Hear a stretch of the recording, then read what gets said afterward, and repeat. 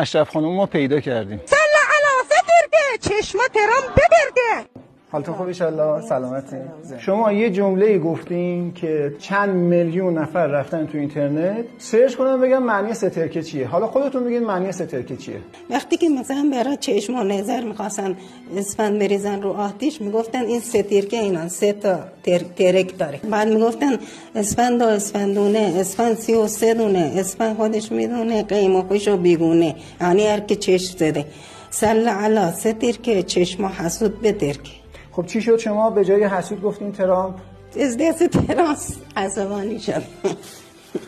آشان شنیدیم که میخواین بلاگر بشین، میخواین پیج بزنین، داستان چیه؟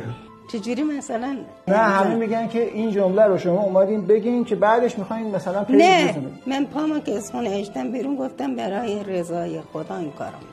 برای چه قضیه؟ به خاطر اینکه بعضی ها توی فضای مجازی ایشون رو به سخره گرفتن، یه مقدار حالش نامساعد بود. چند روزی از خونه بیرون نیومده که نهادهایی که بودجه های میلیاردی میگیرن اگه میخواستن یه همچین شعاری رو تو جامعه جا بندازن نمیتونستن. هر اون کسی هم که مسخره کرده باشه آخرش اینه که گفته چشم ترامپ بترکه.